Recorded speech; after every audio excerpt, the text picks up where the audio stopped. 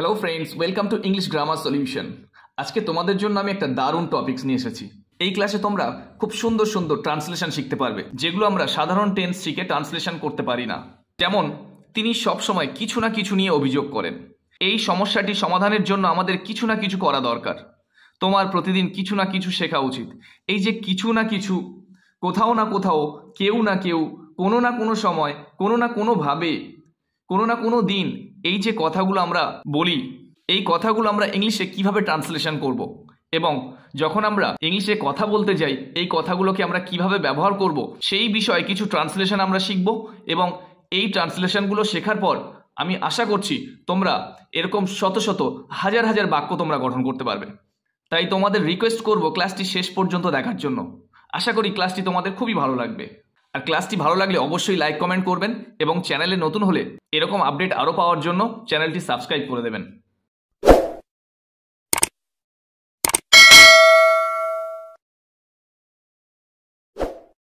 তাহলে শুরু করছি আজকের class.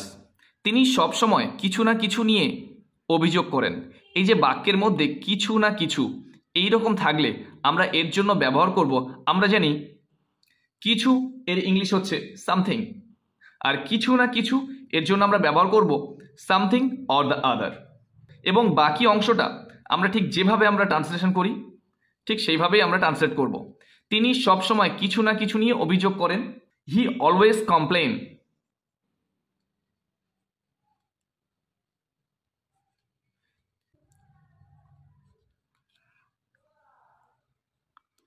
He always complains about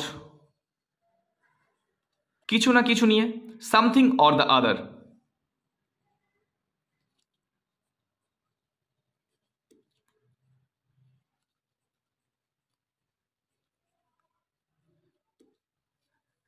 তিনি সবসময় কিছু না কিছু নিয়ে অভিযোগ করেন। He always complains about something or the other। তাহলে কিছু না কিছু এর ইংরেজিটা হলো something or the other। এটা আমরা কিছু না কিছুর জন্য ব্যবহার করব। পরের বাক্যটা দেখে নেওয়া যাক। এই সমস্যাটি সমাধানের জন্য আমাদের কিছু না কিছু করা দরকার। এই যে কিছু না কিছু, এটা এর জন্য আমরা ব্যবহার করব সামথিং অর দ্য আদার, এবং করা দরকার নিড টু ডু, এর জন্য ব্যবহার করব নিড টু ডু। তাহলে we need to do something or the other to fix this issue. We need to do something or the other to fix the issue. Next, তোমার প্রতিদিন কিছু না কিছু শেখা উচিত। এই যে কিছু না কিছু শেখা উচিত, উচিত অর্থে আমরা শুড ব্যবহার করি। You should learn something or the other every day. You should learn something or the other every day. Next, তিনি সবসময় কিছু না কিছু নিয়ে চিন্তা করছেন। এটা প্রেজেন্ট কন্টিনিউয়াস ফর্মে আছে। এই যে চিন্তা করছেন, কন্টিনিউয়াস ফর্মে থাকার জন্য আমরা কি করব? He is always thinking. He is always thinking about something or the other. He is always thinking about something or the আদার। তাহলে কিছু না কিছুর জন্য আমরা ব্যবহার করব something or the other. Next, আমি যখনই সমস্যায় পড়ি কেউ না কেউ আমাকে সবসময় সাহায্য করে। তাহলে এখানে দুটো অংশ আছে। এই যে কেউ না কেউ আমাকে সাহায্য করে, এটা কেউ না কেউ হলো বাক্যের সাবজেক্ট। আমরা জানি কেউ এর ইংলিশ হলো সামওয়ান। কেউ না কেউ এর ইংরেজিটা হলো সামওয়ান অর দ্য আদার। তাহলে সামওয়ান অর দ্য আদারকে আমরা সাবজেক্ট হিসেবে রেখে বাক্যটাকে ট্রান্সলেট করব। Someone or the other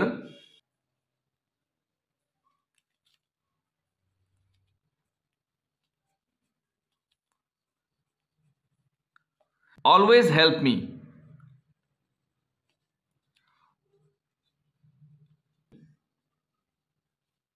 যখনই আমি সমস্যায় পড়ি, whenever I am in trouble।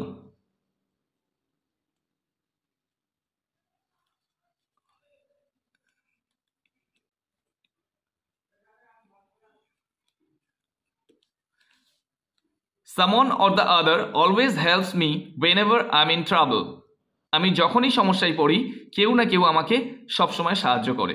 Next, কেউ না কেউ অবশ্যই তোমার নোটবুকটা নিয়ে গেছে। তাহলে কেউ না কেউ এটাই হলো সাবজেক্ট। এটাকে বাক্যের প্রথমে শুরুতে ব্যবহার করতে হবে। Someone or the other must have taken your notebook। Someone or the other must have taken your notebook। Next, তিনি আশা করেন কেউ না কেউ তাকে সমর্থন করবে। He hopes that someone or the other will support him. He hopes that someone or the other will support him.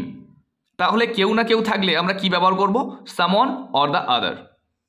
এরপরে চলে আসছি কোনো না কোনো সময়। আমরা সবাই কোনো না কোনো সময় ভুল করি। কোনো না কোনো সময় এর জন্য আমরা ব্যবহার করব sometime or the other. We all make mistakes.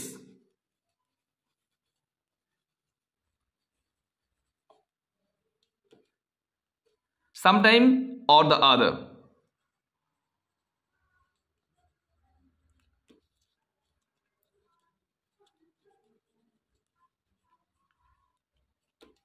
We all make mistakes sometime or the other. কোনো না কোনো সময় অর্থাৎ sometime or the other দিয়ে আরও কয়েকটি এক্সাম্পল আমরা দেখে নেব। কোনো না কোনো সময় তাকে সত্যের মুখোমুখি হতে হবে। He will have to face the truth sometime or the other. He will have to face the truth sometime or the other. আমি কোনো না কোনো সময় তোমার বাড়িতে যাব। I will visit your house sometime or the other. I will visit your house sometime or the other. তাহলে কোনো না কোনো সময় বোঝাতে আমরা sometime or the other ব্যবহার করব। এরপরে চলে আসছি কোথাও না কোথাও। আমি তাকে কোথাও না কোথাও দেখেছি। এই যে কোথাও না কোথাও এর ইংলিশ হলো somewhere or the other. I have seen him somewhere or the other.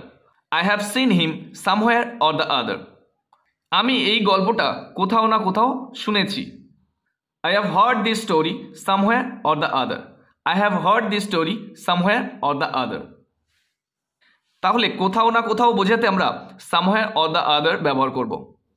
তারপরে চলে আসছি কোনো না কোনোভাবে। কোনো না কোনোভাবে। কোনো না কোনোভাবে এর জন্য আমরা ব্যবহার করব somehow or the other. somehow মানে কোনোভাবে বা কোনো প্রকারে আমরা জানি। তাহলে কোনো না কোনোভাবে এর জন্য ব্যবহার করব somehow or the other. কোনো না কোনোভাবে সত্যটা বেরিয়ে আসবে। somehow or the other the truth will come out. somehow or the other the truth will come out.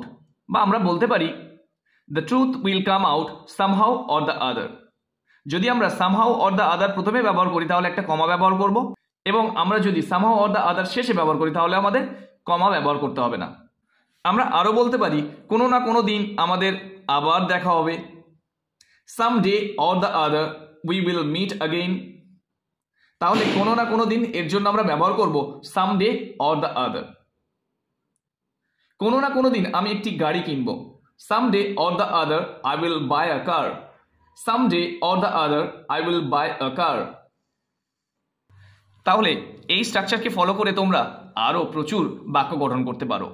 তাহলে বন্ধুরা ক্লাসটি তোমাদের কেমন লেগেছে কমেন্টে জানাও। এমন আরও সুন্দর সুন্দর ক্লাস পেতে চ্যানেলটি সাবস্ক্রাইব করে পাশে থেকো।